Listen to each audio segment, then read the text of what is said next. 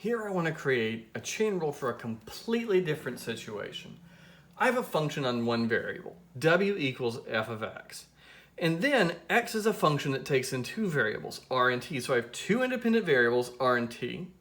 They get plugged into a function x that turns that two variables that turns r and t into an x, and then I plug that into a function f to get a w. When I draw out my dependency diagram for this, I need two spots at the bottom. I have two independent variables. They become an x, which in turn becomes a w, or an f, whatever you want to call it. So the first thing to notice, since I'm starting with two independent variables, that I will not have a dw dr or a dw dt. The best I could do are partials.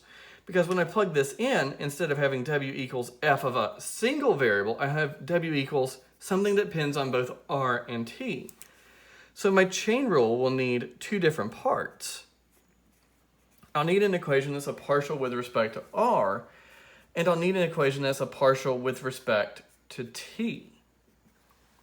All right, well, looking at where f sits in this diagram, in the row of variables right below it, there's only one. So this line segment in my dependency diagram will get labeled with dw dx. That's a function of where one variable, I can just take its derivative.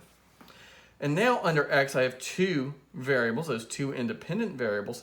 So this will be a partial with respect to r, and this will be a partial with respect to t.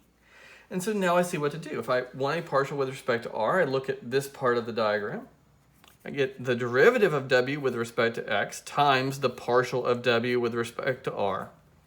And here I just follow the other side. I get dw dx times the partial of x with respect to t.